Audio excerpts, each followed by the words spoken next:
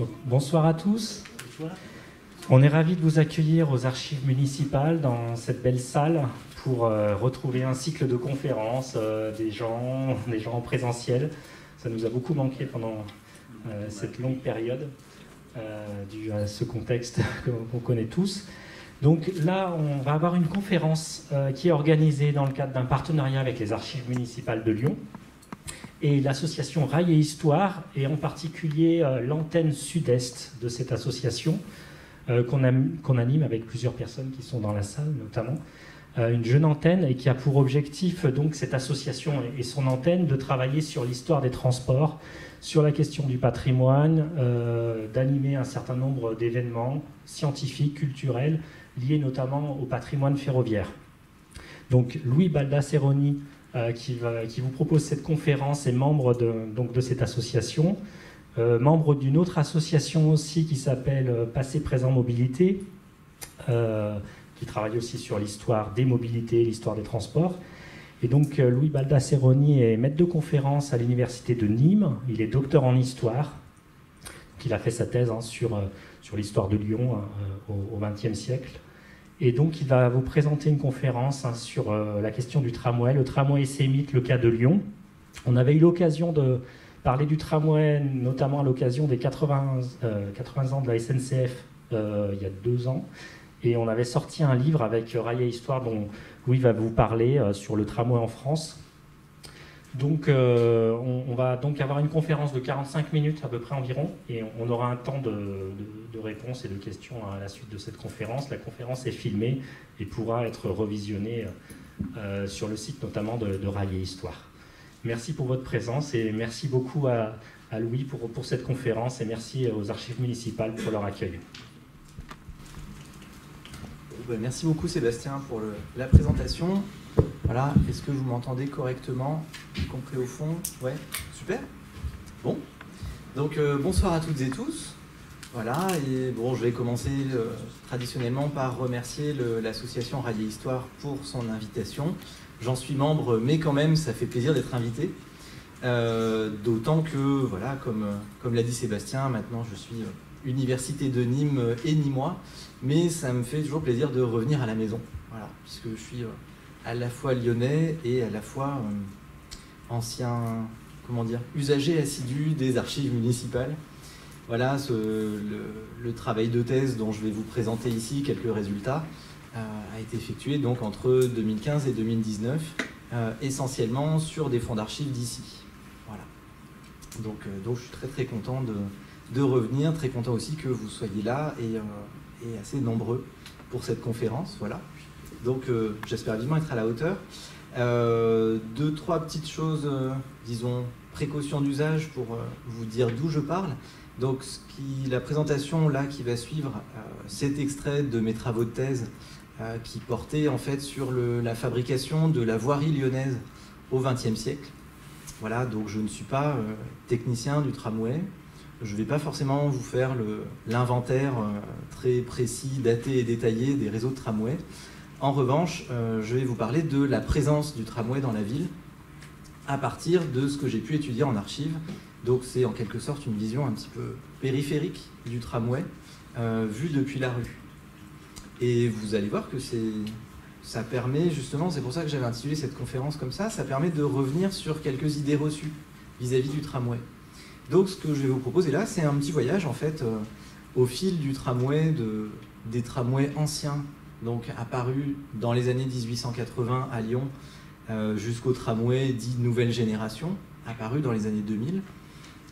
Donc un petit voyage dans le temps, une balade chronologique, en tordant un petit peu le cou à quelques clichés sur les tramways.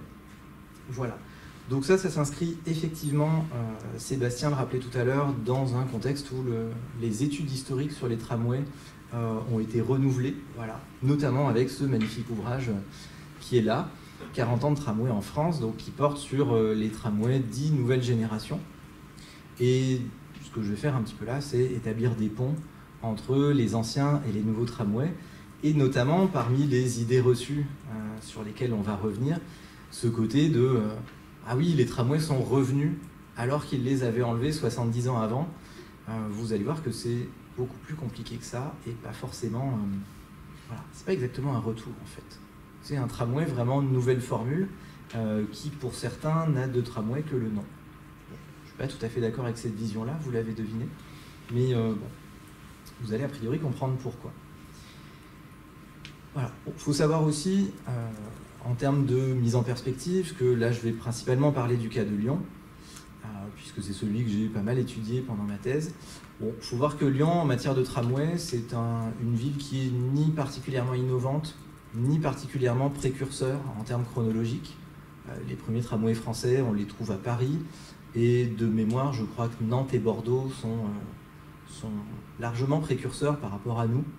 Nous, on a eu un petit peu de retard, et ça va être la première partie d'ailleurs de cette conférence, va être de vous expliquer pourquoi. Pourquoi est-ce qu'on l'a fait aussi tard, ce tramway?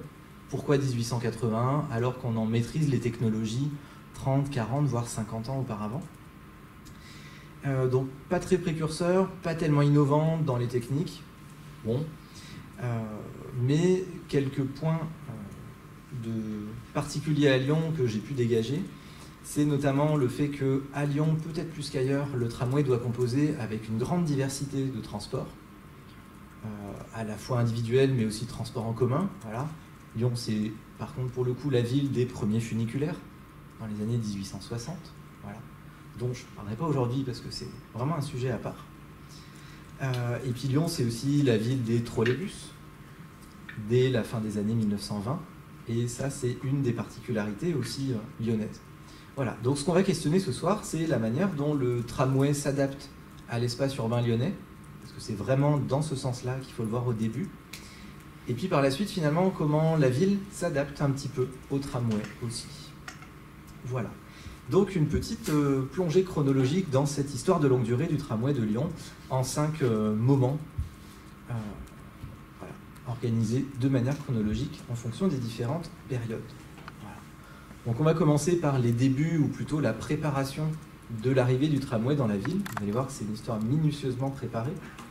On se demandera ensuite si le tramway a bouleversé le paysage lyonnais. Ça, c'est le cliché qu'on a un petit peu parce qu'on a la vision justement des tramways de nouvelle génération, où maintenant, à chaque fois qu'on implante une nouvelle ligne de tramway, on en profite pour faire des travaux d'urbanisme, transformer le paysage. Bon, spoiler, avec les premiers tramways, c'était pas du tout comme ça. On s'interrogera ensuite, il y aura une petite parenthèse technique sur le tramway électrique. Aujourd'hui, ça paraît évident qu'on ait des tramways électriques. Il y a 100 ans, même il y a 150 ans, pas du tout. On a essayé pas mal d'autres solutions. Le cliché traditionnel aussi, les tramways ont été tués par l'automobile, cette grande dévoreuse de ville. Bon, ça aussi, ça mérite largement d'être nuancé, donc on y fera un petit sort.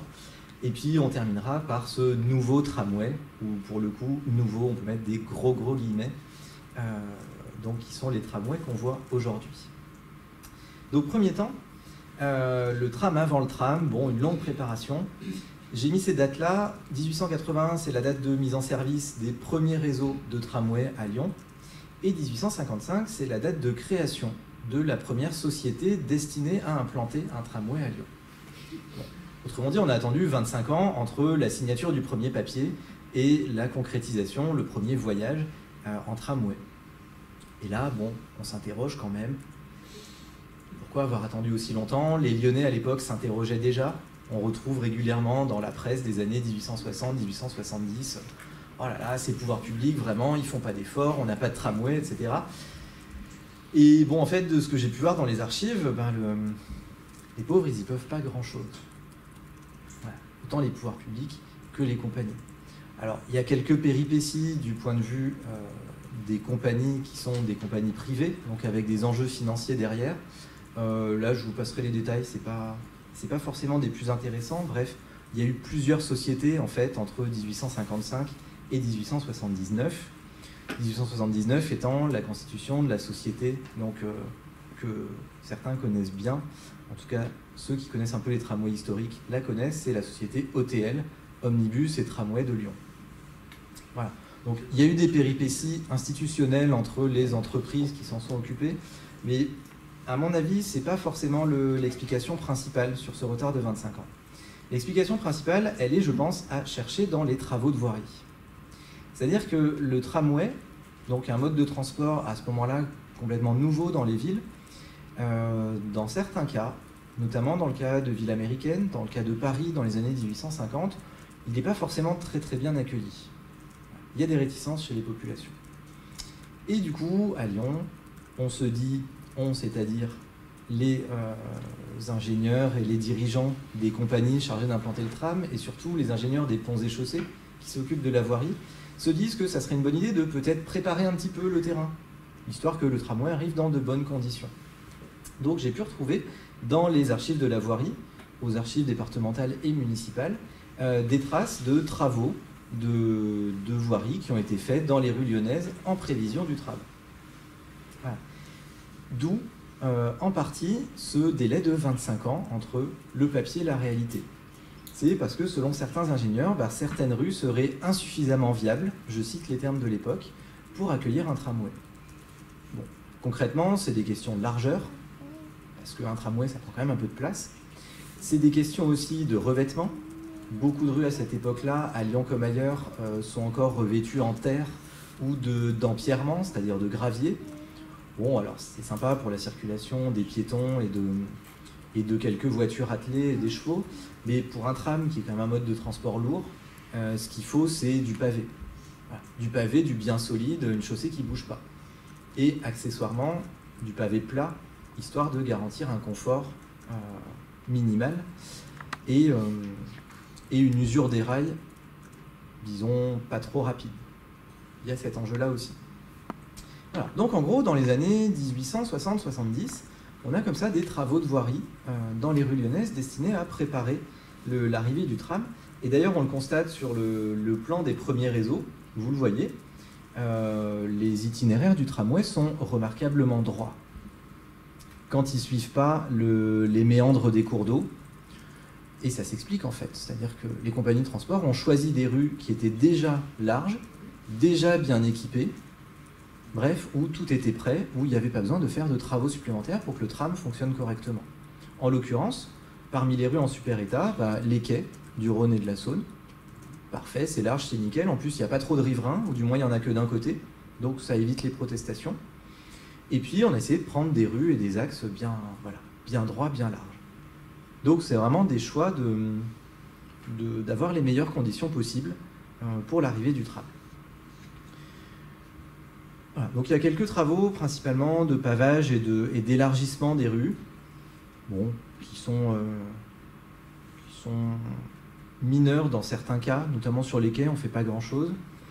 Et puis dans d'autres cas un petit peu plus importants, notamment quand on regarde, est-ce que j'ai le pointeur? Oui. Quand on regarde cet itinéraire-là, qui n'est pas du tout aussi rectiligne que les autres, ça c'est la grande rue de la Guillotière.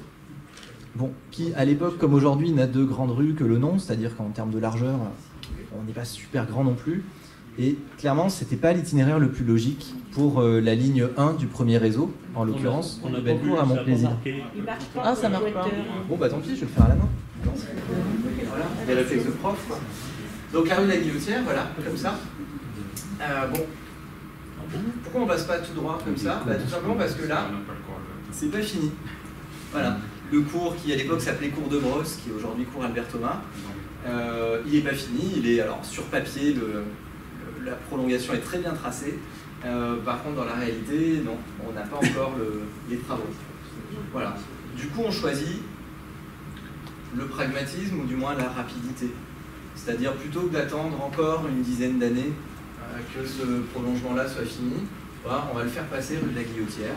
C'est pas très très commode, mais bon, ça passe. Et en plus, rue de la Guillotière, c'est quand même un quartier qui est à cette époque-là assez urbanisé, donc en termes de desserte de population, ça marche pas mal. Ah ouais, d'accord. C'est bien d'avoir des collègues dans l'assistance parce qu'ils peuvent nous prêter du matos. Voilà. Bien joué. C'est bon. Donc voilà, niveau travaux de voirie, il y en a. C'est assez minimal finalement parce qu'on n'a pas de révolution. Et ça explique que le tramway soit assez bien accueilli. Il est bien accueilli aussi parce qu'au départ, sur ces tout premiers tramways, les infrastructures sont très légères. C'est-à-dire que ça ne prend pas trop de place. Voilà. Ce qui est le plus lourd, le plus visible dans le paysage, c'est les rails. Et les rails, sur ce premier réseau-là, ils sont donc coulés dans le sol. Voilà, ils ne dépassent pas de la chaussée. Donc, a priori, le risque d'accident est assez limité. Le problème principal étant que les rails, là, implantés comme ça au milieu des pavés, ça fait s'user les pavés un petit peu plus vite. Sauf que ça, au moment où on établit les réseaux, on ne le voit pas encore. Donc, pour les Lyonnais, c'est en fait un mode de transport qui s'intègre relativement discrètement à la ville. Discrètement en termes d'infrastructure, j'entends. Parce que donc il y a les rails, le fil aérien qui passe au-dessus, mais vous le voyez là sur cette carte postale des années 1900-1910. Bon, on n'est pas non plus sur quelque chose de très très intrusif dans le paysage. Il y a à cette époque pas d'arrêt fixe. Voilà, aujourd'hui on a les abribus, toutes les infrastructures d'arrêt. À ce moment-là, c'est de l'arrêt à la demande. Bon, de toute façon, vu les vitesses à laquelle le tramway va dans les années 1880, c'est pas difficile. Voilà. Par la suite, années 1900-1910, on a des arrêts davantage matérialisés, mais au départ, pas de problème. On peut faire de l'arrêt à la demande. Donc ça évite aussi d'avoir à dépenser des sous par les compagnies pour ces infrastructures-là. Voilà. Et puis, chose assez importante aussi à voir, et du coup là ça dépasse Lyon, on va se déplacer un peu à l'échelle de la métropole, c'est que les premiers tramways sont à chevaux. Et là vous allez me dire, niveau nuisance, le crottin de cheval, les infrastructures, les écuries, etc. Ouais. Bon, sur la circulation des chevaux, là effectivement, on ne peut pas y faire grand-chose du point de vue nuisance, mais de toute façon, on est dans une ville hippomobile, donc les gens sont déjà habitués.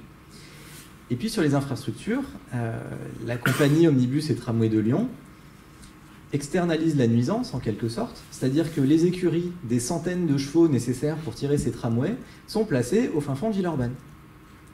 Voilà, comme ça, les Lyonnais du centre-ville n'ont pas à voisiner avec un dépôt de matériel ferroviaire.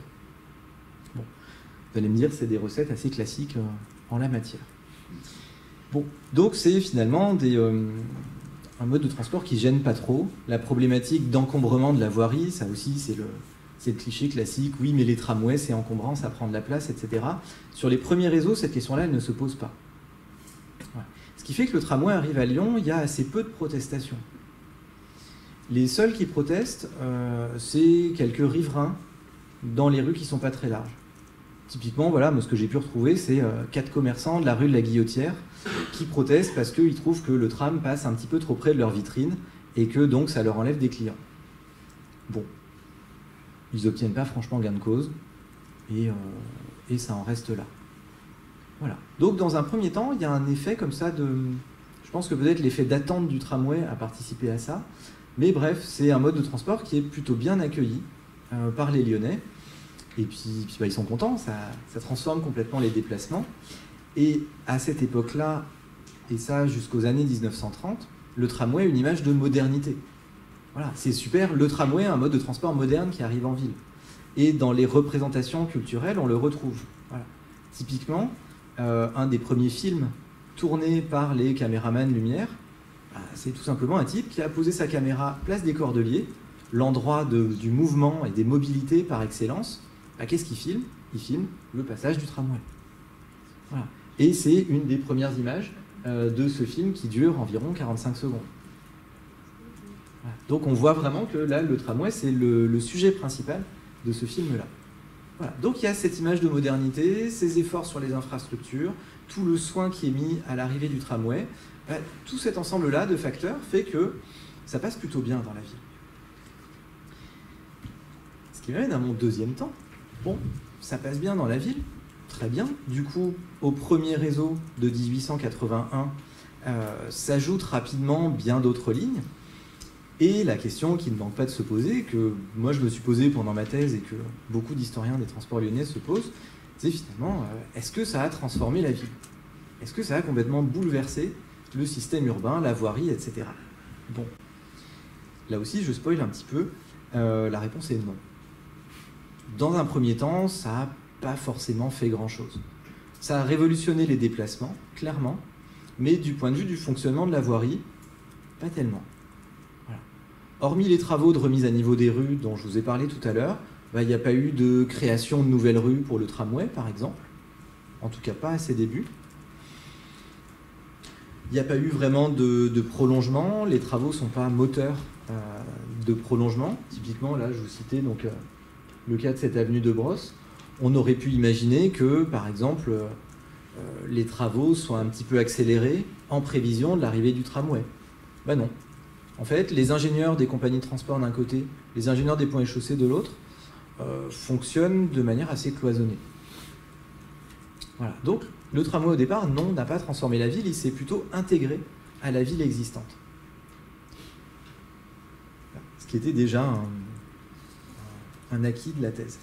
Ça ne transforme pas non plus la rue dans son fonctionnement, alors même qu'il y a quand même des rails qui sont implantés par les compagnies de transport, et le cahier des charges du tramway prévoit que donc, les rails appartiennent à la compagnie, ainsi que l'entretien de la voirie, entre les rails évidemment, les rails oui, et sur une bande de 50 cm de large au-delà des rails. Résultat, en fait, les compagnies de transport ne sont pas des grands acteurs des transformations de voirie. Parce qu'ils ont finalement un petit domaine dans la rue, et la plupart du temps, en fait, ce que j'ai pu constater dans les archives, c'est que quand il y a des travaux à faire sur le pavage autour d'une voie ferrée, c'est même pas la compagnie qui les fait elle-même, elle fait appel par convention au service municipal de voirie qui réalise les travaux, et ensuite les travaux sont payés par la compagnie OTL. Voilà. Donc il n'y a pas de grande nouveauté dans la manière de faire les rues avec le tramway. Il y a également assez peu de concurrence avec les transports existants. Notamment, on pense au réseau d'omnibus qui était préexistant au tramway. Ce réseau ne disparaît pas tout de suite. On s'imagine souvent les réseaux comme une succession, voilà. Le tramway a succédé à l'omnibus, puis l'automobile a succédé au tramway, ou plutôt l'autobus a succédé au tramway. Ben non, ça ne se passe pas exactement comme ça. Les réseaux d'omnibus sont conservés et ils sont remodelés pour servir de ligne de rabattement au tram. Voilà. Tout simplement parce que la compagnie est la même. OTL, Omnibus et Tramway de Lyon. Donc les réseaux d'omnibus, ils les gardent et ils les reconfigurent pour ramener des clients au tramway. Et notamment, ils aménagent sur 9 places de la ville des stations de correspondance, ce qu'on appellerait aujourd'hui un pôle intermodal. Bon, à l'époque, on n'avait pas ce vocabulaire-là, évidemment, mais c'était véritablement conçu comme des stations d'échange pour que les gens, descendant de leur omnibus, puissent aller prendre le tramway pour des déplacements intra-urbains. Voilà. Donc on compose en fait avec l'existant. La véritable révolution, et j'y viens juste après, vient en fait avec l'électrification des réseaux de tramway, où là on passe sur des déplacements plus massifs, des lignes qui vont de plus en plus loin, et là pour le coup ça remplace la plupart des omnibus restés hippomobiles. Mais on va y venir juste après. À titre de comparaison, aux États-Unis par exemple, dans les grandes villes américaines, l'arrivée du tramway a complètement révolutionné l'urbanisme, au sens où ça a largement contribué à l'étalement urbain. Les lignes allaient très loin et ont participé à la constitution des banlieues pavillonnaires. Voilà. Ce qu'un historien américain appelait les streetcar suburbs, littéralement les banlieues du tramway. Voilà. Et là, pour le coup, c'est un phénomène extrêmement important aux États-Unis, qu'on retrouve dans toutes les grandes villes et qu'on ne retrouve pas tellement dans les villes françaises. Tout simplement parce que cet aspect étalement urbain prend nettement moins d'ampleur. Les réseaux tramway, les premiers, participent à l'urbanisation de quartiers qui étaient déjà en voie d'urbanisation, typiquement la Guillotière et les quartiers est de Lyon, et puis Villeurbanne. Mais ça ne va pas plus loin. Voilà. On n'est pas sur ce qu'on appellerait aujourd'hui de la périurbanisation. Bon, et donc ça, je vous le disais, ça change avec l'électrification des tramways, donc, qui se déroule dans les toutes dernières années du 19e siècle. Les premiers tramways électrifiés, c'est 1894.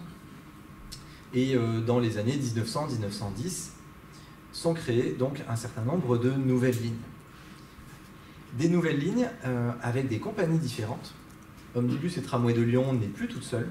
Voilà, sur ce plan-là de Jean Arrivette, je l'ai repris directement du livre qui est indiqué là, je le trouvais bien fait. On a en rouge les lignes de la compagnie OTL et en bleu les lignes d'autres compagnies. Voilà.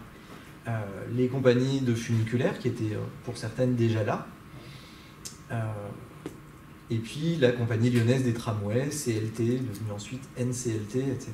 Bon, je ne vous refais pas l'histoire institutionnelle des tramways de Lyon, on pourra en reparler après si vous voulez. Mais bref, on a comme ça une éclosion de compagnies de tramway, tout simplement parce que en fait, ce mode de transport a tellement de succès auprès des Lyonnais que ça devient rentable, même pour une compagnie qui se lance. C'est rentable à ce moment-là d'aller implanter des lignes de tramway un petit peu partout. Il y a la clientèle, il y a des progrès dans la voirie, donc ça devient finalement pas si cher que ça, il y a moyen d'avoir des bons retours sur investissement. Bon. Et à partir de ce temps-là, on a vraiment un deuxième temps dans les réseaux de tramway, à savoir que ces lignes s'étendent. Elles s'étendent aussi dans des rues différentes par rapport à ce qu'était le premier réseau 1881, et des rues qui sont parfois pas tout à fait adaptées. Et c'est à partir de là, en fait, qu'apparaissent ces aspects d'encombrement, ces critiques sur l'encombrement du tramway. Tout simplement parce que on ne peut plus prendre les grands axes super larges, ils sont déjà pris. Voilà. Et typiquement, là, c'était pour vous donner un petit peu une idée de la place que peut prendre un tramway sur une infrastructure. En l'occurrence là, le pont de la Guillotière. Bon, la chaussée large d'environ 7 mètres, un petit peu moins. Sur les 7 mètres, il y en a une bonne moitié en fait qui est pris par le tram et sa double voie. Et puis vous voyez au milieu, on distingue un petit peu l'état des pavés. Bon, c'est pas joli, on voit qu'il est bien emprunté ce pont. Voilà. Donc, c'est absolument loin d'être un cas isolé. C'était en fait ce pont, on va dire la voie la plus mal commode, la rue la plus mal commode, avec la rue de la Guillotière, sur les premiers réseaux. Après, années 1900-1910, on a d'autres cas aussi de voies qui sont pas très commodes. Typiquement, on va implanter un tramway, je dois avoir une diapo ensuite, sur la montée de Choulan. Bon, vous voyez un peu d'un point de vue relief et largeur de la rue, sachant que la montée de Choulan était 2 à 3 fois moins large que ce qu'on connaît aujourd'hui, mais par contre le relief toujours là, c'était un petit peu compliqué en termes de circulation et de coexistence entre modes de transport. Donc on a effectivement ce deuxième temps qui pour le coup a davantage d'impact sur la ville. C'est à partir de ce moment-là aussi qu'on perçoit les premières critiques sur le tramway. Autant dans les années 1880-1890, des critiques, il n'y en a pas tellement, à part les 4 propriétaires. Par la suite, on a de plus en plus de critiques sur les nuisances que le tram peut charrier, peut entraîner. Des trucs extrêmement divers, les cornes de tramway qui font trop de bruit.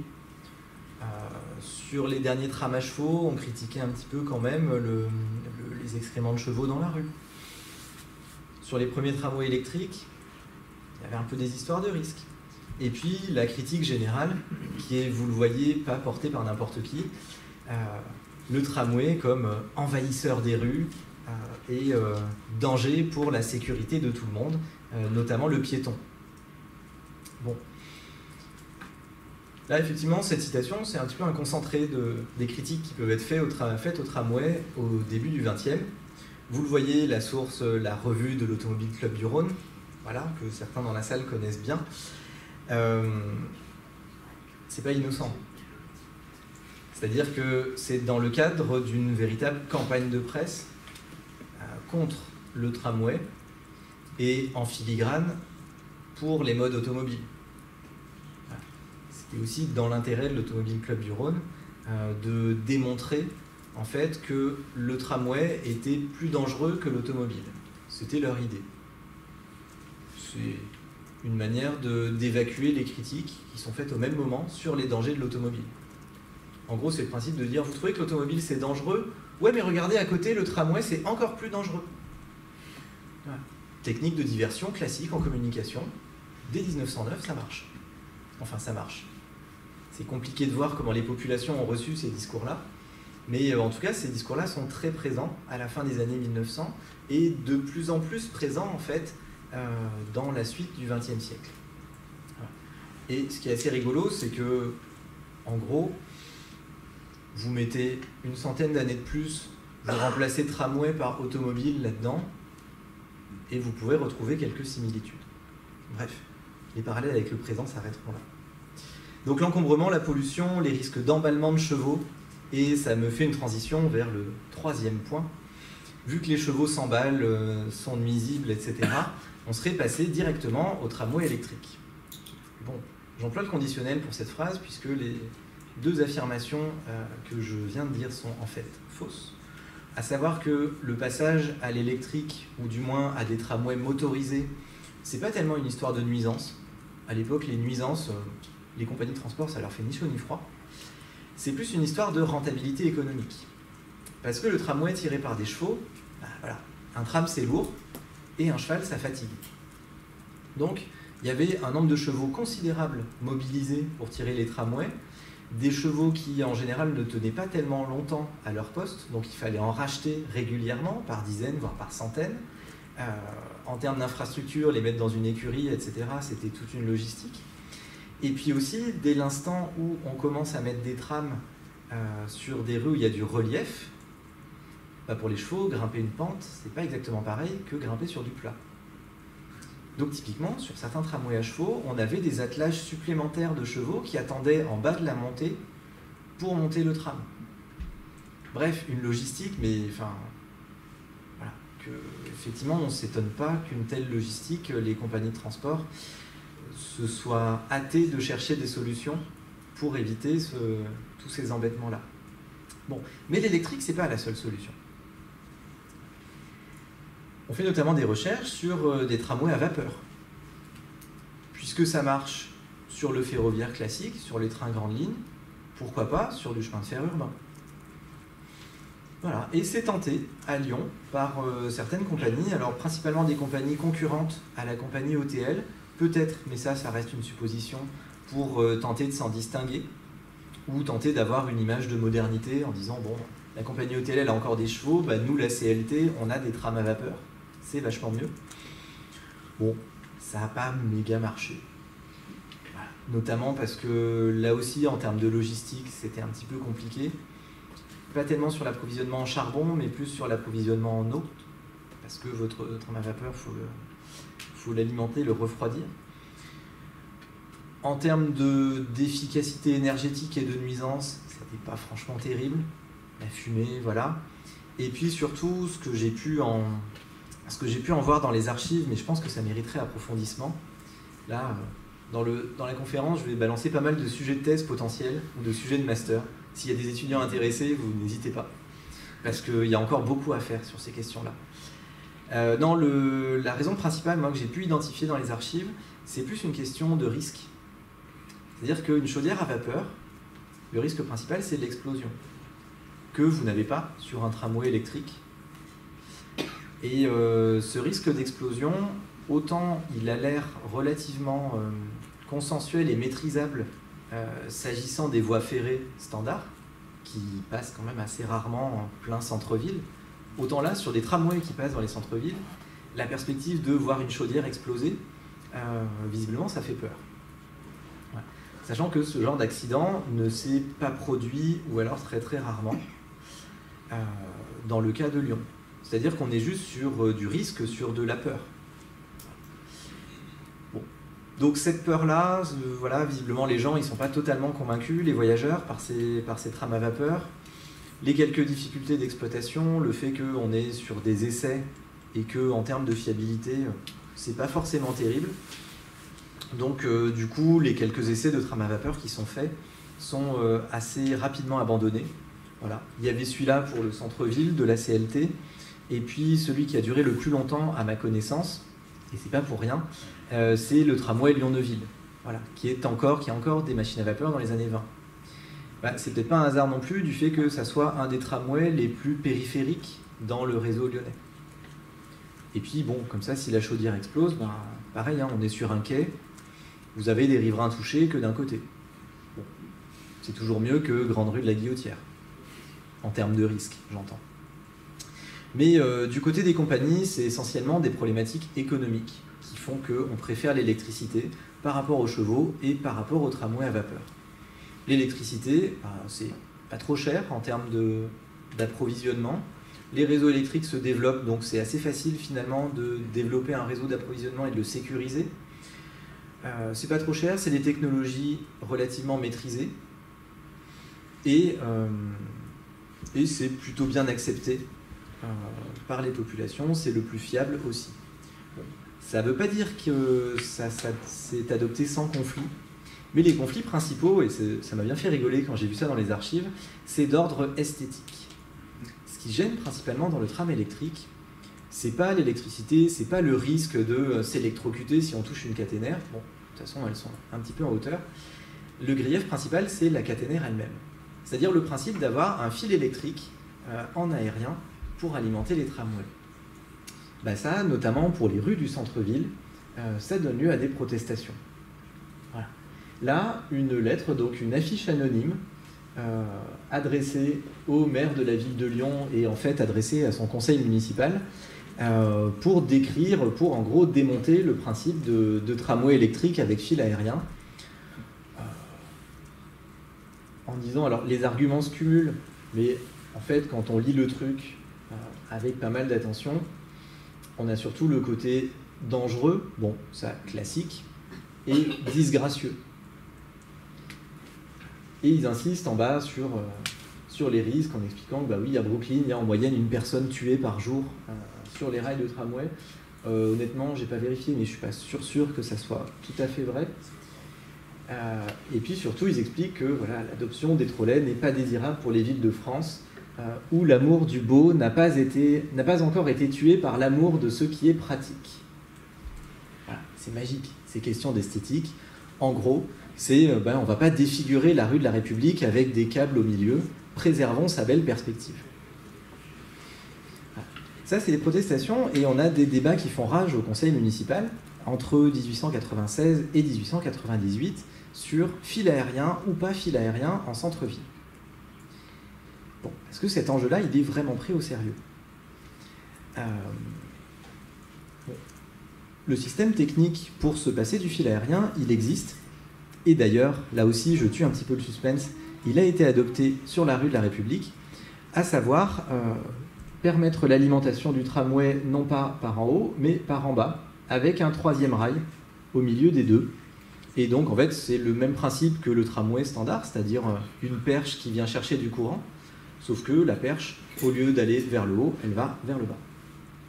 Et elle va chercher le courant en bas, ce qu'on appelle un système à caniveau.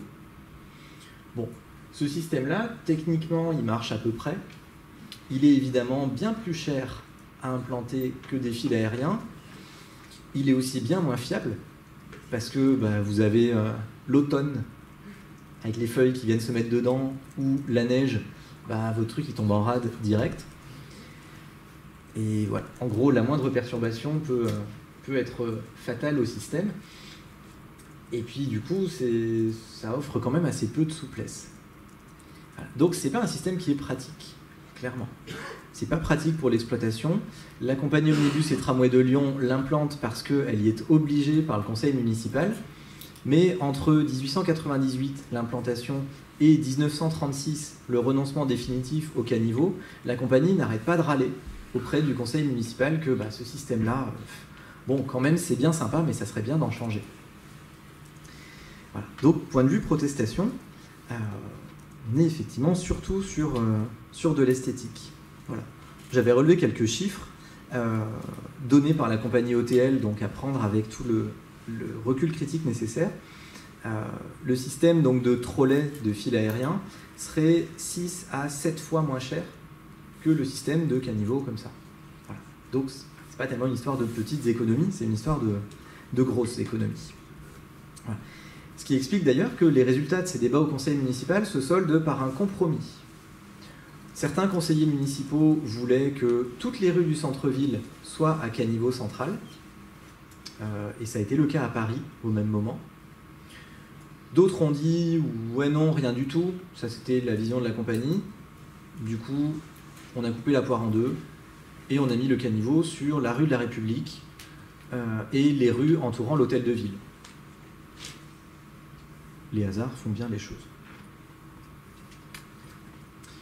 et la place des terreaux également. Bref, les espaces de prestige de la ville ont leur perspective qui n'est pas transformée par des fils aériens. Voilà. Et l'épilogue, effectivement, c'est un abandon en 1936 parce que le truc est complètement vétuste. La Première Guerre mondiale est passée par là et n'a pas arrangé le système.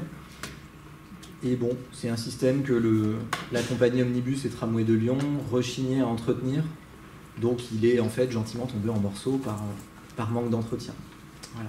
Ce qui me fait une belle transition sur la période années 30, années 50 en fait, qui est une période, dans toutes les villes, à Lyon comme ailleurs, de déclin des réseaux de tramway, au profit effectivement des circulations automobiles, et notamment, pour rester dans le transport en commun, des circulations d'autobus. Bon, en fait, ça commence un petit peu avant. Les premiers autobus achetés à Lyon, c'est 1924, et puis c'est un petit peu la politique du petit pas. C'est-à-dire que 1924, la compagnie OTL signe une convention avec la ville de Lyon, voilà, chacun participe un peu, qui comprend l'achat de mémoire une cinquantaine d'autobus. Et au départ, c'est simplement destiné à des services complémentaires au tramway. Non, non, vous inquiétez pas, ça ne va pas remplacer le tram.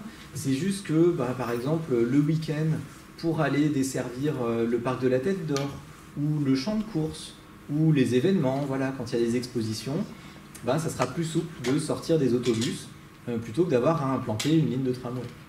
Voilà. L'argument, c'était ça. Et puis, c'était éventuellement, quand il n'y a pas d'événement, quand on est en pleine semaine, renforcement des trams aux heures de pointe. Effectivement, ça permettait une souplesse que le tramway n'a pas. Bref, pour répondre à la question que je posais là, les tramways tués par l'automobile, non. En tout cas, pas en ces termes. D'une certaine manière, si je voulais répondre de manière vraiment affirmative et avec le sens de la formule, le tramway s'est tué lui-même, tué tout seul. C'est-à-dire que la fin des tramways à Lyon, et c'est le cas dans la plupart des villes, c'est le résultat d'un consensus. C'est pas l'automobile qui a tué le pauvre tramway qui a essayé de résister jusqu'au bout. C'est un peu une personnification des transports que beaucoup ont tendance à faire. Non, c'est un système complet, le système tramway, qui a été considéré, y compris par les compagnies de transport, comme obsolète, comme non rentable et comme tout à fait remplaçable par un système automobile. Voilà. Et là encore, un certain nombre de facteurs se combinent, notamment des facteurs culturels. Sur le plan des représentations, je vous parlais tout à l'heure de l'image de modernité que le tramway avait dans les années 1880-1890. Année 1930, ça s'est inversé. Le mode de transport moderne, c'est l'automobile. C'est l'autobus. Spécialement à Lyon, où on a Berlier qui construit des autobus. L'industrie automobile locale participe un petit peu aussi au truc. Berlier, c'est sûr que c'est pas dans leur intérêt de pousser le renouvellement des tramways. Voilà. Donc l'image de modernité, c'est les transports automobiles. Le tramway fait figure vraiment de mode archaïque. Je ne résiste pas à une petite citation d'Édouard Herriot. Voilà. On ne fait pas décemment une conférence à Lyon sur les années 30-50 sans citer Édouard Herriot. En l'occurrence, celle-là, je l'aime bien. Voilà, il dit « Je crois que ces cathédrales roulantes que sont nos tramways font partie d'un système qui a fait son temps. » Déjà en 36 ? En 36, tout à fait. Tout à fait. En 36, et puis l'argument qu'il y a derrière, c'est de dire « Bon, allez, en gros, vous me remplacez tout ça par des autobus, et les Lyonnais seront contents, et moi aussi. » Je résume en substance. Évidemment, je n'ai pas le sens de la formule d'Édouard Herriot, malheureusement. Donc voilà, ça montre bien que c'est un consensus général, autant du point de vue des pouvoirs publics que de la compagnie de transport, que des industriels lyonnais en faveur de l'autobus. Bon, la raison est assez simple, il n'y a pas qu'une histoire d'image, c'est une histoire de rentabilité. C'est-à-dire que les infrastructures de tramway dans les années 1930, certaines ont 50 ans. Voilà, les premiers réseaux. C'est-à-dire on a des rails qui ont 50 ans, on a des perches, des câbles qui ont 50 ans, on a du matériel roulant qui a 50 ans, et donc clairement, toutes ces infrastructures-là, tout ce matériel-là arrive en bout de course. Et même bien en bout de course, la Première Guerre mondiale n'a pas arrangé les choses, clairement, et du coup la question se pose, et ça devient une urgence, de renouveler tout ça. Et donc, là, il y a deux chemins possibles. Il y a soit on renouvelle le tramway, mais dans ce cas-là, on renouvelle tout, rails, câbles, matériel roulant, dépôts, etc. Soit on se dit, bah non, ça coûte trop cher, on va passer aux autobus. Sachant que l'autobus, contrairement au tramway, les travaux d'infrastructure, ça ne coûte pas grand-chose, puisque l'autobus roule sur des routes entretenues par les pouvoirs publics. Les seules infrastructures à financer pour les autobus, c'est les dépôts avec pompe à essence et les arrêts. Voilà. Plus toute l'infrastructure de maintenance, ateliers, etc. Bon. Donc, la concurrence est assez inégale, c'est-à-dire que l'autobus apparaît comme infiniment plus rentable et avec beaucoup moins d'investissement à faire que pour renouveler le matériel tramway. Avec un élément de contexte à prendre en compte, évidemment, c'est qu'on est dans les années 30. Et donc, la compagnie Omnibus et Tramway de Lyon, comme bon nombre d'entreprises de transport à cette époque-là, est au bord de la faillite. Du coup, bon, les calculs sont vite faits. On est au bord de la faillite, grosse facture, petite facture. Non, allez. Voilà, on va prendre le moins cher. Donc, la compagnie ETL, finalement, ne défend pas ces tramways. Voilà, pour ces raisons de rentabilité. Évidemment, les milieux industriels et automobiles en remettent une couche, si je puis dire, mais bon, c'est en quelque sorte tiré sur une ambulance. Un petit exemple quand même, 1925, l'association industrielle, commerciale et agricole de Lyon, qui est donc, comme son nom l'indique, une association de patrons lyonnais de différents secteurs, propose, elle fait un petit livret d'une trentaine de pages à destination des pouvoirs publics, qui s'appelle « Notes sur les moyens d'améliorer la circulation à Lyon ». Je vais résumer le titre là, volontairement. Et parmi les recommandations, la meilleure utilisation de la surface d'encombrement consacrée aux véhicules, avec la phrase « Les tramways à Lyon sont à tel point encombrants qu'on est tenté de les rendre entièrement responsables » et qu'ils ont suggéré la plupart des observations qui suivent. Bref, la conclusion du rapport, en gros, c'est « Bon, si vous ne savez pas quoi faire pour améliorer la circulation à Lyon, point numéro 1, vous virez les tramways. Et puis, point numéro 2, vous faites des travaux de voirie divers et variés. » Grosso modo, c'est ce principe-là. Voilà. Mais en gros, c'est un petit peu, on va dire qu'ils ont poussé le tramway qui était déjà au bord du précipice. Voilà. Sachant qu'effectivement, ces accusations d'encombrement, dans les années 20-30, ne sont pas complètement infondées non plus. Parce que les réseaux de tramways sont considérablement accrus, c'est un mode qui a du succès, la démographie des villes augmente aussi, donc on a de plus en plus de tramways qui circulent de plus en plus et qui sont très très présents dans les rues. Et la surface des rues, bon, elle n'est pas extensible. Voilà. Quelques exemples ici, donc, notamment à Paris, où voilà, là clairement, on voit que ça prend un petit peu de place. À Dijon, un petit peu moins, mais quand même, rien qu'à voir les faisceaux de rails, du point de vue aménagement de la voirie, c'est un petit peu compliqué de faire quoi que ce soit dans cette emprise-là pour améliorer la circulation. Voilà. Donc ça pose problème en fait à quasiment tout le monde, le tramway. Ce qui explique la suppression de la plupart des lignes dans les grandes villes françaises. Voilà. Donc avec des autobus, avec aussi à Lyon, c'est une particularité, ben voilà, le tram monté de Choulan. Bon. Alors on ne le remplace pas par des vélos, effectivement, ça. Même à la descente, ça ne marche pas, hein. Ils n'ont pas des freins assez puissants à l'époque.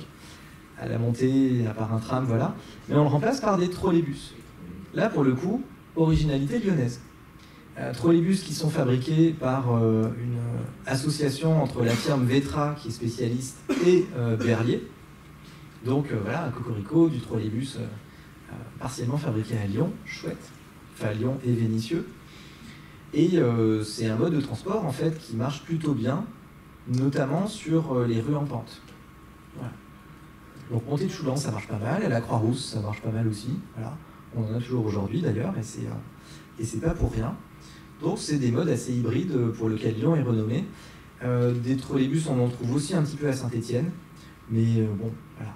Je suis à Lyon, je vais quand même pas décemment vous mettre une image de Saint-Étienne sur le diaporama. J'ai un peu le goût de la provoque, mais pas à ce point-là. Et Grenoble, effectivement. Bref, c'est un marché en fait très très régional, le trolleybus. Voilà, Cocorico Rhône-Alpes. Et donc, par la suite, effectivement, le déclin des tramways est assez constant, voire même s'accélère, notamment après la Seconde Guerre mondiale. Les quelques tramways qui restaient, dont les réseaux n'avaient pas été démantelés dans les années 30, bon, voilà, après la Seconde Guerre mondiale, ils partent définitivement à la ferraille. Pour ramener, être précis dans la chronologie, le dernier tramway urbain circule en 1954. C'est sur la ligne 4 qui faisait, et qui d'ailleurs fait toujours, Jean Massé, Parc de la Tête d'Or. Et la dernière ligne de tramway tout court, la dernière circulation tramway, c'est sur le tramway de Neuville, dont on a vu l'image tout à l'heure, en 1957. Voilà. Ce qu'on appelait le tramway bleu. Le train bleu, du coup. Mais bon. Train bleu à l'échelle lyonnaise. On connaît d'autres trains bleus aussi à d'autres échelles. Oui, mais voilà. C'était effectivement le surnom local, train bleu, qui venait de sa couleur particulière. C'est le 4 qui 56. Autant pour moi. En 54, c'était le 7. Ouais. Mais non, vous faites bien de corriger. Au contraire, la précision chronologique, c'est bien.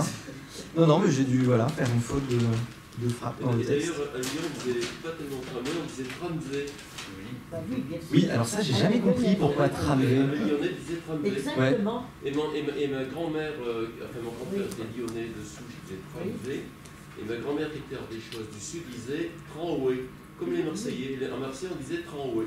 Ah oui. C'est des petites choses, si vous voulez. Alors ça, sur les Ardéchois, c'est pas moi qui vous expliquerai. Il y en a d'autres peut-être dans la salle qui s'en chargeront. Mais oui, alors les particularités linguistiques, là, j'avoue platement mon incompétence et je vous remercie du complément.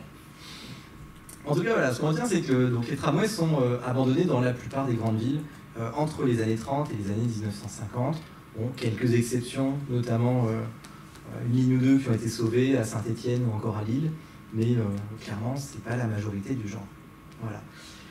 Donc, c'est avant tout la disparition des tramways une question de volonté politique et de volonté au pluriel. C'est-à-dire qu'il n'y a pas grand monde pour les défendre, en fait. Bon, conséquences concrètes, parce que c'est à ça que je me suis intéressé dans ma thèse quand même. Les tramways disparaissent, ok, c'est super, alors les véhicules sont amenés à la ferraille, mais il reste quand même les infrastructures. Et là, c'est assez pittoresque, moi j'aime bien raconter l'anecdote, c'est que les infrastructures disparaissent du paysage au sens vision, et vous le voyez là, il y a des plans d'enlèvement des voies qui sont faits, tout simplement parce que ça coûte super cher à enlever une voie de tramway. Il faut enlever les rails, on ne sait pas tout à fait quoi en faire, et de toute façon, ils sont tellement en mauvais état que c'est même pas la peine de penser les revendre pour les réemployer sur d'autres réseaux. Donc en fait, ils partent direct à la ferraille au prix le plus bas. Et la compagnie Omnibus et Tramway de Lyon, qui avait donc fait des conventions avec les pouvoirs publics pour ces plans d'enlèvement, déclare assez rapidement que ouais, non, c'est pas une très bonne idée, tout simplement parce que c'est pas rentable. Ça coûte plus cher d'enlever les rails de tramway que de les laisser là. Résultat, en fait, on se contente de couler une bonne couche de bitume bien épaisse par-dessus les rails de tramway. Dans un premier temps, elle n'est pas assez épaisse, donc il y a régulièrement des accidents avec des rails de tram qui ressortent avec l'usure de la chaussée. Bon, petit à petit, on apprend à faire du bitume un peu épais, ce qui fait qu'aujourd'hui, on n'a plus tellement ces problèmes-là. Mais de temps en temps, on retrouve des traces. Là, typiquement, alors on n'est pas à Lyon, on est à Paris. Hein. À Lyon, j'ai pas pu prendre en photo ce genre de phénomène, mais là, ça se voit très très bien. À un moment où la mairie de Paris a enlevé le bitume pour le renouveler complètement, ben, on voit au-dessous une couche, et alors qui a l'air en état parfaitement, qui a l'air vraiment de ne pas avoir bougé, de pavés et de rails de tramway au milieu. À Lyon, on en a retrouvé par exemple lors des travaux du métro D, tout à fait. Rue Adolphe Max devant la cathédrale Saint-Jean. Ouais. Ah ouais. Et on en a encore un tout petit peu sur le baccord de la Saône, à deux pas d'ici. Oui, effectivement. Pas encore recouvert de bitume, mais ça c'est chouette. En partie, et probablement que ça va pas tarder. Mais effectivement, quand on va faire des travaux de canalisation, d'archéologie ou autre sur certaines rues qui ont accueilli des trams, il y a moyen qu'on ait des surprises. Une bonne partie des rues lyonnaises qui ont accueilli des tramways ont encore les rails en fait en sous-bassement.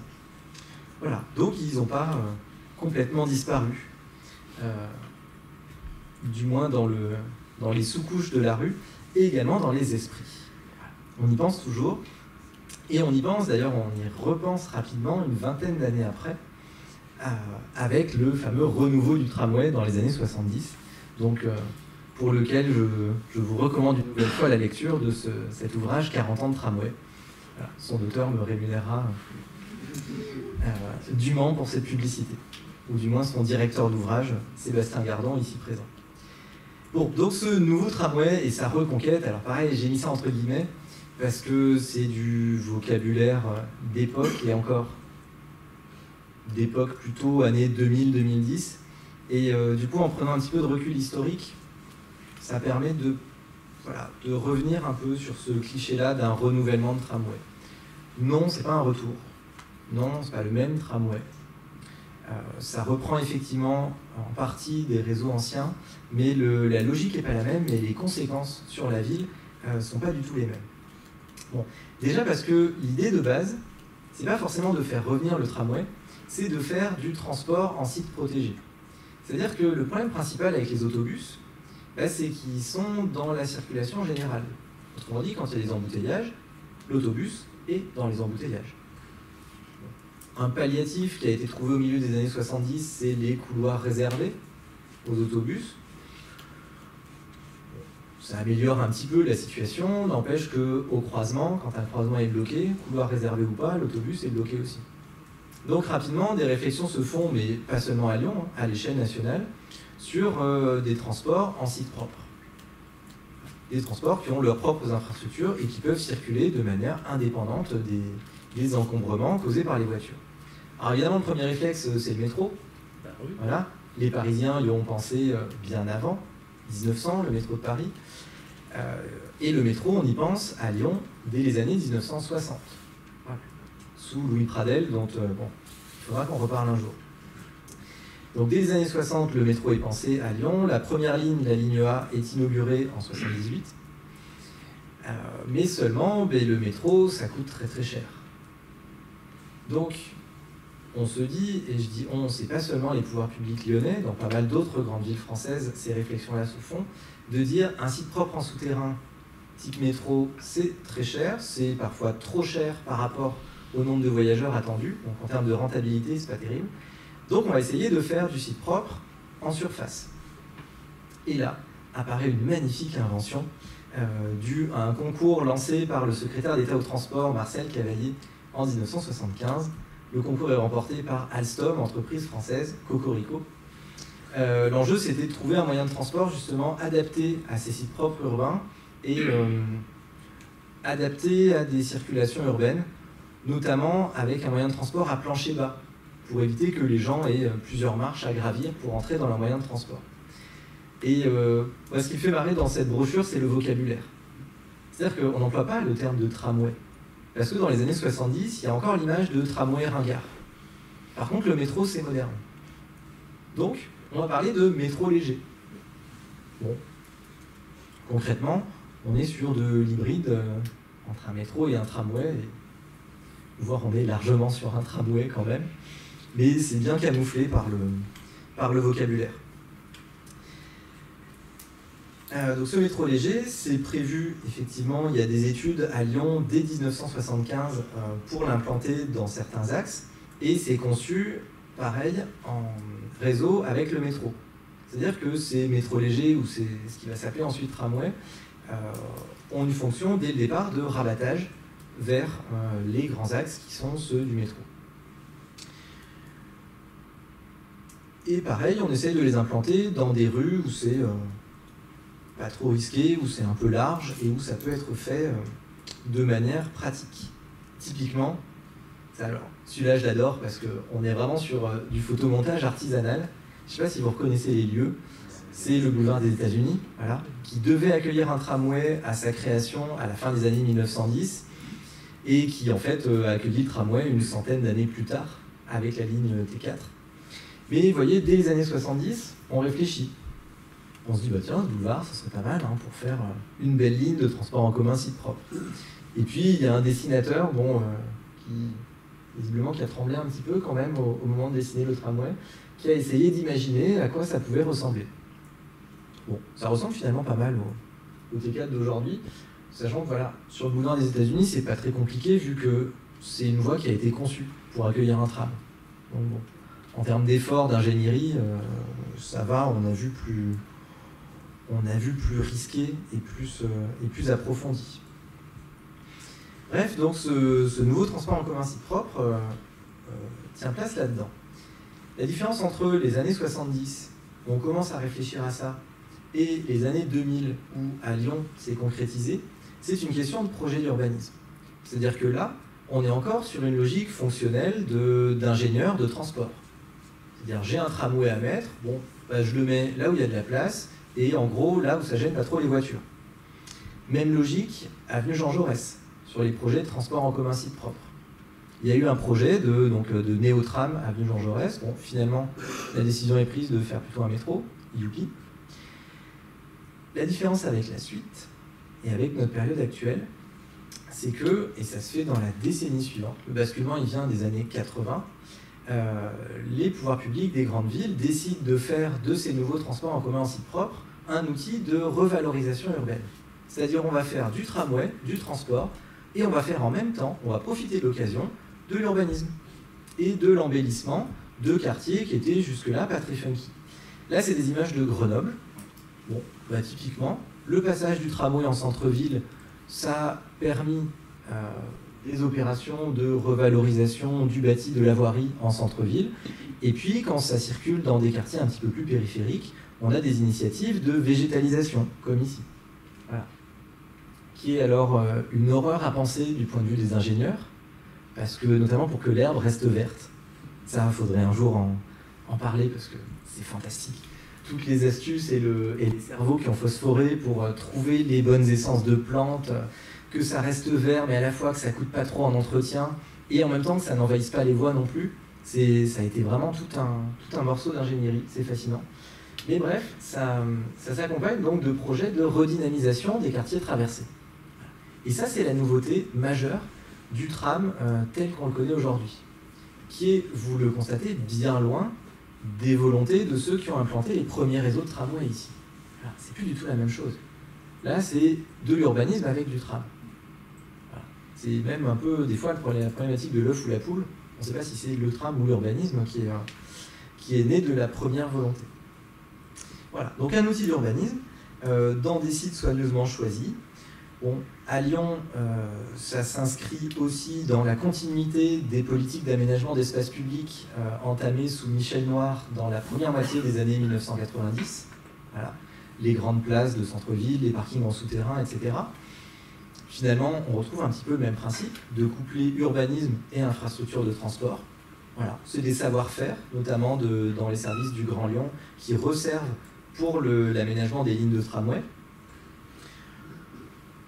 Et puis on retrouve parfois un petit peu les mêmes débats. Alors pas forcément à Lyon, mais à Bordeaux par exemple, on retrouve le vieux débat qu'on a connu ici à la fin des années 1890 de « bah oui, mais si je mets des caténaires, si je mets du fil aérien, ça va défigurer ma perspective monumentale. » Et donc à Bordeaux, bah, même système, système de caniveau central. Autant pour moi, oui. Mais oui, en plus, je l'ai noté. Je suis bête. Ouais. Autant pour moi. Je vous avais prévenu au début que la technique... voilà. Les problèmes de coût et les problèmes technologiques de mise au point, on sent exactement les mêmes. C'est ce que j'allais dire. Et effectivement, alors j'ai pas eu l'occasion de mettre les pieds à Bordeaux là-dessus, mais a priori, de ce que j'en entends, en termes de fiabilité, au départ, on est à peu près dans les mêmes problématiques. Ouais. En tout cas, c'est beaucoup plus compliqué à gérer, que ça soit fiable ou pas, que de l'alimentation aérienne, voilà, par fil aérien. Et puis, ces aspects, donc ces nouveaux travaux autour des nouvelles lignes de tramway, n'échappent pas finalement au canon actuel de l'urbanisme. C'est pas qu'une histoire de végétalisation, il y a aussi parfois l'implication d'architectes, voilà, où on retrouve un peu ce principe de cette architecture. Ici, quand j'enseignais en école d'urbanisme, j'aimais bien faire des petites devinettes à mes étudiants de « tiens, où c'est ça ?» Voilà, ouais, bon, il y a des connaisseurs dans la salle, c'est pas drôle. Voilà. Mais effectivement, en termes de lien entre architecture et particularité locale, mis à part le fait qu'à Mulhouse, il manque un petit peu de soleil et que c'est bien qu'ils aient du jaune, je vois pas. Voilà. En tout cas, ce qu'on voit, c'est que c'est dûment signé, en l'occurrence un designer catalan connu, paraît-il, et puis la station dessinée par Daniel Buren. Alors voilà, il y a un nom super classe sur les infrastructures, donc ça permet, dans les discours politiques, de valoriser encore plus ces opérations de redynamisation urbaine, dont finalement le tramway c'est un outil. Et on a des bandes de couleurs. Alors là, noir et jaune plutôt que d'être blanche et jaune. Mais... Ouais. Alors là aussi, s'il y a une signification par rapport à la ville de Mulhouse, je prends. Non, c'est la signature Buren. Le noir et jaune? Non, les bandes de couleurs. Ah oui, oui, les bandes de couleurs, oui, effectivement. Oui, quand même, il y a mis sa patte à lui, parce que bon, s'il y a juste un nom, c'est pas marrant. Voilà, donc en fait, c'est ce qu'on appelle les nouveaux tramways de manière un peu impropre. C'est une logique complètement différente qui associe urbanisme et opération de transport. Et là, du coup, c'est marrant parce que ça a accompagné un renversement de l'image du tramway. C'est-à-dire aujourd'hui, le tramway, c'est vu comme moderne. Voilà. Justement parce qu'on a l'image du tramway transformateur de territoire, du tramway redynamiseur de territoire qui en aurait bien besoin, grosso modo. Et c'est tellement rigolo, je vais conclure là-dessus, en revenant dans mon actuel chez moi. Oui, mais c'est pas un tram. La ville de Nîmes, bah non, justement, c'est pas un tram, c'est un trambus, qui est en fait ni plus ni moins qu'un autobus déguisé en tramway. Parce que, alors, d'un point de vue marketing, franchement, je serais curieux de... qu'il n'y avait pas d'aussi beau tram qu'à Montpellier. Et quand il y a deux villes à 40 km, Pas du tout. Une qui fait beaucoup et l'autre qui fait rien. Bon. Pas du tout, les connaisseurs savent que Nîmes c'est bien meilleur que Montpellier. Dis-je avec toute ma bonne foi. Non, a priori c'est simplement une histoire de quelques économies sur les infrastructures. Voilà. Que les deux options sont posées, rail ou pas rail, et en fait ils ont choisi, bon, la pire de mon point de vue, du point de vue efficacité de transport, pour être Nîmois, voilà, je ne les prends pas ces machins. Mais c'est surtout que je trouve assez amusant le camouflage. C'est-à-dire concrètement, c'est un autobus déguisé en tram, voilà, avec quelques travaux esthétiques sur la carrosserie, et puis l'appellation trambus, des arrêts qui sont conçus exactement comme les arrêts de tramway, sur les mêmes modèles. Du coup, voilà, ils appellent ça la station, quoi. Et bon, mais concrètement, chez les Nîmois, ça trompe personne. Voilà. Ils ont juste un petit peu l'impression qu'on s'est moqué d'eux en leur rendant un pseudo-tramway. Mais ça montre bien finalement l'utilisation de l'image du tramway aujourd'hui comme vraiment modernité. Et ces renversements dans l'histoire et coutumière et que je trouve absolument fascinant. On appelle ça aussi un BHNS. Tout à fait, bus à haut niveau de service. Ça fait chic, un bus à haut niveau de service. Ça fait chic. Et justement, ils auraient pu se contenter en fait de... Et oui, ils auraient pu se contenter de vendre ça comme des BHNS. Adore dire ça, parce que voilà, BHNS, ouais. Alors après, effectivement, sur le haut niveau de service, c'est éminemment discutable. Et puis, là, je me dis, ils auraient pu se contenter de l'appellation marketing bus à haut niveau de service. Mais non, ils ont voulu en rajouter une couche avec le côté tramway du truc. Bon, voilà. C'était donc la petite anecdote de conclusion pour, voilà, pour terminer sur une note un petit peu humoristique. Voilà. Merci beaucoup.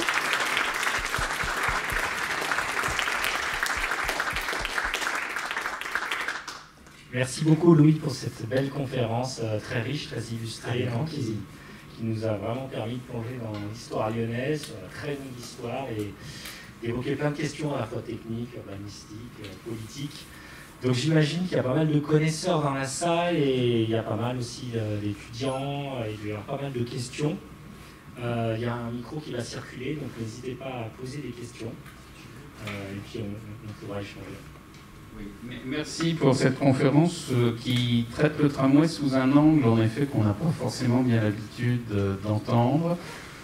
Peut-être quelque chose qui s'en rapprochait, je ne sais pas si vous en avez entendu parler, il y avait eu une belle expo faite par la RATP il y a quelques années qui s'appelait Tramway, une école française, qui présentait le tramway sous l'angle du design et de produits d'exportation de la culture française. Et bon, alors je vais juste poser une question beaucoup plus pointue. Pour moi, la fin du caniveau, c'était 1917 et pas 1936, notamment pour des raisons de coût d'entretien, parce que pendant la guerre, quand on se pose d'abord la question du ravitaillement et de la production industrielle militaire, on s'aperçoit qu'il y a des choses qui coûtent un peu cher et on les remplace par des choses plus simples et plus efficaces, même si je pense que les caniveaux ont été démontés beaucoup plus tard, dans les années 50. Vous avez tout à fait raison. Et effectivement, j'ai fait un petit raccourci pour les besoins de la cause. Mais 1917, en fait, c'est la date où, rue de la République, est implanté un fil aérien. Voilà. On tire un fil, le caniveau reste en place mais n'est plus utilisé. Et par la suite, entre 17 et 36, il y a des jeux de pouvoir entre les pouvoirs publics qui disent à la compagnie, bon, bah, le caniveau il est là, faudrait peut-être vous en resservir parce que les fils c'est quand même pas très beau. La compagnie qui dit oui, mais le fil aérien c'est quand même vachement plus fiable. Bref, voilà, il y a une vingtaine d'années de débat, et 1936, en fait, c'est la date où le caniveau aérien est définitivement abandonné pour les circulations de tramway. Et effectivement, il est démonté, a priori, au milieu des années 50, quand ils font le bitumage de la rue de la République. Et là, pour le coup, ils enlèvent les voies, parce que la rue de la République, on est sur la voie de Prestige, et donc ils enlèvent les 2 fois 3 séries de rails. Voilà. Oui, Louis, merci pour cette conférence. Je voulais savoir, étant donné qu'on est dans une des... peut-être la ville de France où le ticket de transport est le plus cher, je crois, et l'abonnement probablement est le plus cher, peut-être que tu auras l'information, dans les années 1900, 1930, 1940, est-ce que se déplacer coûtait cher, le billet, l'abonnement, est-ce que c'est plus cher qu'aujourd'hui, moins cher qu'aujourd'hui? Alors ça aussi, il y aurait une étude à faire sur l'évolution de la tarification dans les transports en commun, qui serait super intéressante. Puis alors là, les archives municipales regorgent de documents là-dessus. Très honnêtement, de ce que j'ai pu en lire, moi, en lisant des plaintes de voyageurs, bon, évidemment c'est des plaintes, donc à prendre avec un point de vue particulier, c'était relativement abordable, en tout cas pour les classes moyennes. Et puis il y avait surtout le système du ticket ouvrier, voilà, qui permettait aux ouvriers, aux travailleurs, pas forcément très riches, de prendre le tramway sur certaines lignes pour aller bosser à peu de frais. Voilà. Et ça aussi avec des évolutions dont je vous épargne la chronologie. La question serait étudiée de près, mais il y a toutes les raisons de penser qu'en parité pouvoir d'achat, c'était beaucoup plus cher que maintenant. C'est assez probable.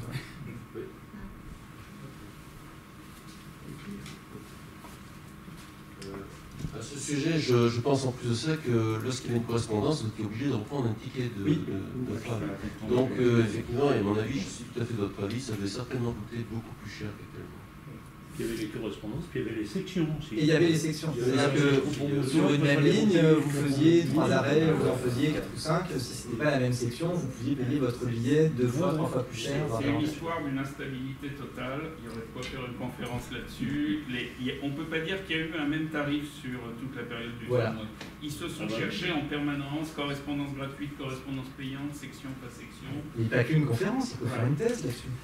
Et ça, vous êtes amateur de chiffres, d'économie de tarifs, tout ça. Sérieusement, le modèle tarifaire s'est stabilisé avec l'arrivée du métro en 1978. Ouais. Et les principes d'abonnement.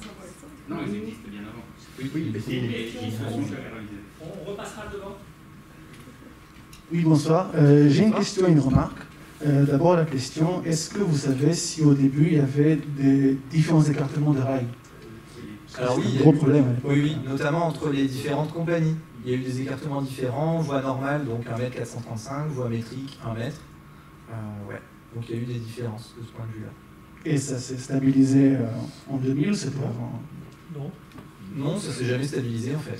C'est-à-dire que concrètement, la compagnie Omnibus et Tramway de Lyon a racheté progressivement toutes les autres compagnies, de sorte qu'à partir de 1911, elle forme un monopole sur les transports en commun lyonnais. Mais simplement, elle a racheté les compagnies avec le matériel. Et donc, ils ne se sont pas embêtés à renouveler les voies pour uniformiser l'écartement. Ils ont gardé la diversité. Il y a eu des exceptions. Quelques exceptions, effectivement. La ligne, si je me rappelle bien, 33 qui a été transformée en voie normale. Et puis oui, et inversement, le tram de Neuville qui était la voie métrique, la voie normale est devenue voie métrique. Le tram de Neuville, il faudrait une conférence dessus. Et aussi une remarque pour finir, qui rebondit à votre conclusion. À Lyon, on parle maintenant ils appellent ça un tramway sur pneus, à faire qu'en fait, c'est juste un bus au niveau de service. Donc la mode du tramway continue. L'image du tramway moderne. Non, il n'y a pas de tramway sur pneus à Lyon, c'est le nouveau marchand de trolleybus qui s'appelle Hess, qui appelle son produit Light Tram. C'est le nom du marketing. C'est bien du trolleybus. C'est un projet. Ah bah voilà, on n'est pas les seuls à avoir des appellations ridicules qui reprennent tramway. Non, c'est un industriel suisse. Tout à l'heure, on a vu que autrefois, passer dans des rues étroites posait un réel problème de sécurité, mais pas que. Des commerçants se plaignaient.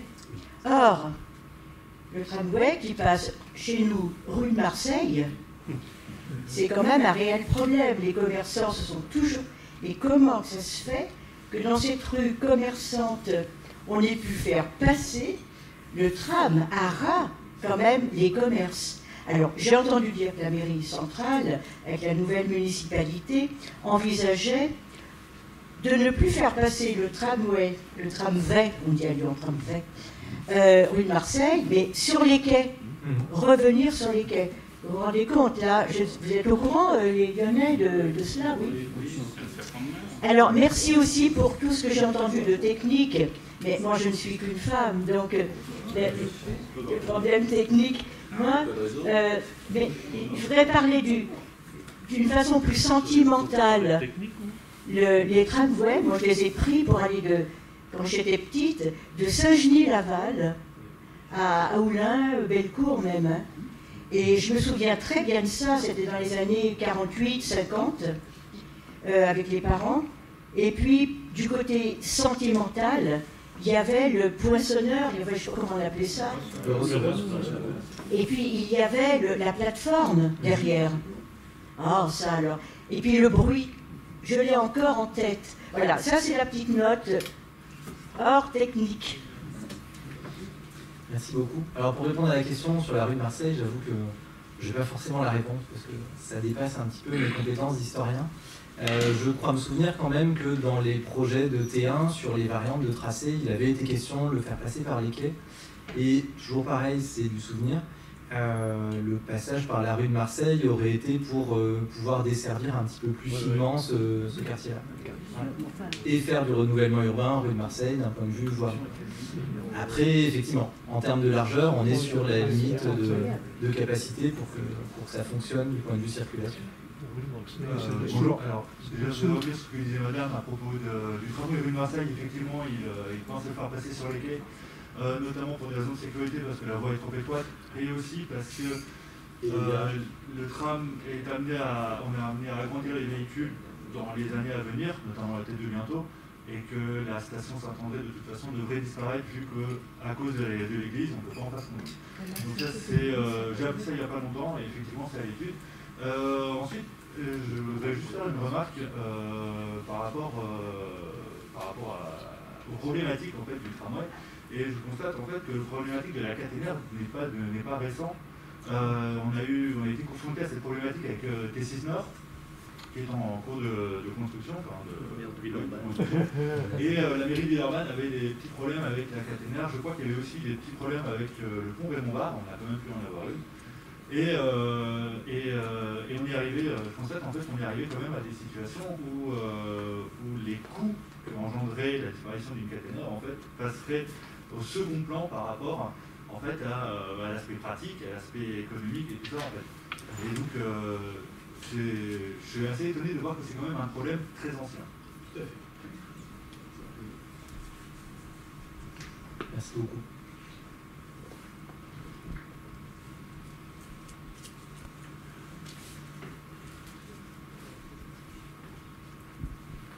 Bonsoir. Donc moi, je voudrais faire remarquer une chose par rapport au plan que vous avez montré au début du réseau de tramway.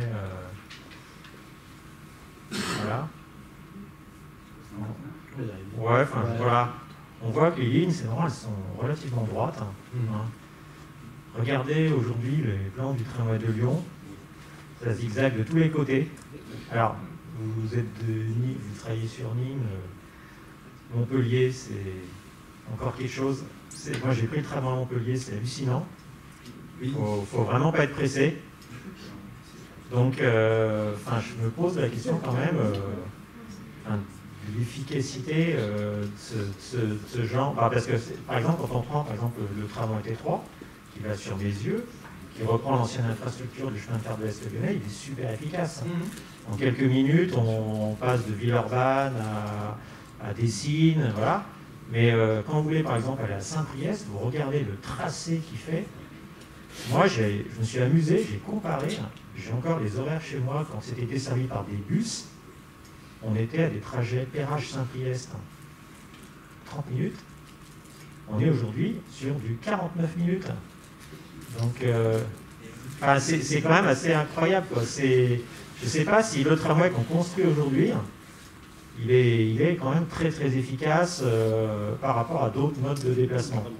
Effectivement, mais après, c'est les mêmes problématiques comme tout réseau, un équilibre entre efficacité en termes de déplacement et dessert du territoire. Bon, à cet équilibre-là, visiblement, on avait une grosse priorité sur l'efficacité dans les premiers réseaux de tram, et puis des priorités un peu plus dessert du territoire sur les plus récents. Bon, quant à Montpellier, ouais, je suis ni moi. Après, je ne vais pas vous répondre parce que j'aurais du mal à vous répondre avec objectivité, étant donné qu'entre Nîmes et Montpellier, c'est à peu près des rapports équivalents entre Lyon et Saint-Étienne. C'est ce que je vous disais. Voilà, donc étant ni moi, je ne me prononce pas sur Montpellier, je vais dire du mal. En tout cas, les tramways sont très beaux à Montpellier. Peut-être peu pratiques, mais très esthétiques. Ça dépend, moi je les aime pas du tout.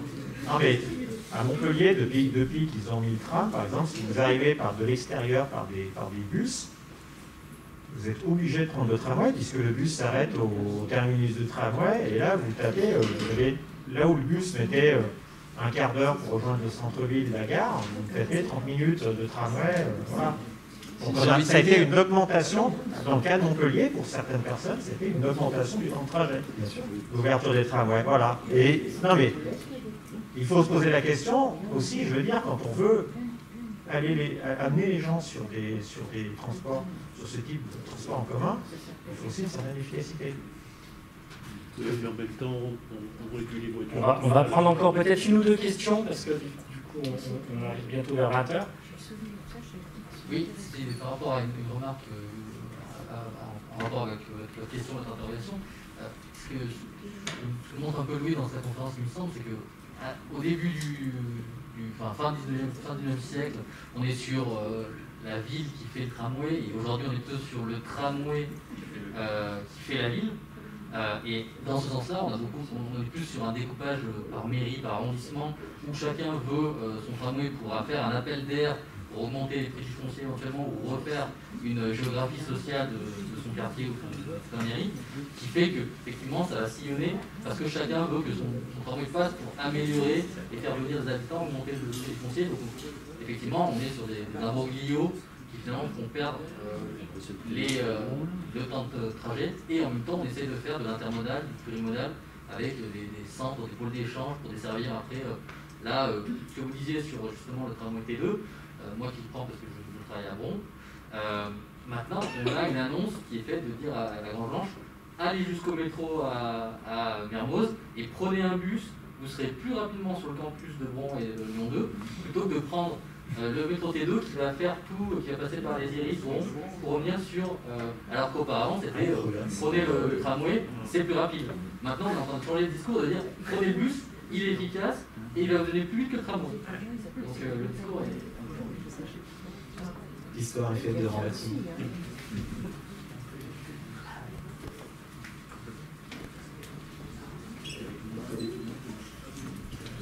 Alors, je reprends la parole juste pour préciser.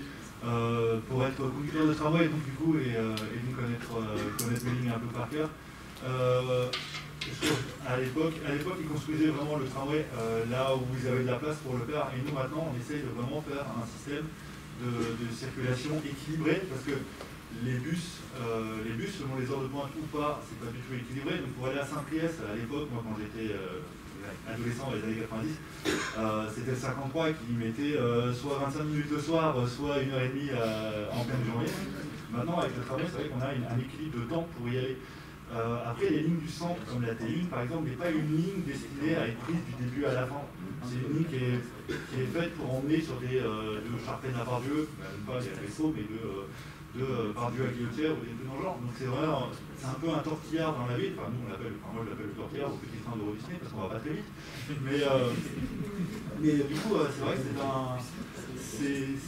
il a été conçu pour relier les gros pôles d'échange. Et la T2, les personnes qui vont à Saint-Priest, dans 90% des cas, les personnes qui vont à Bron ou Saint-Priest le prennent à Grange Blanche. C'est vraiment pas. Du coup, c'est pas.